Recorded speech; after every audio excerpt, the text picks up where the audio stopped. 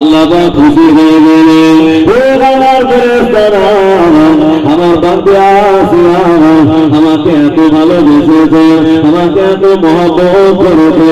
আমার আসিয়ার সামনে জান্নাতের নকশা বাঁধানো, আসিয়া আমার কাছে চলে এসো।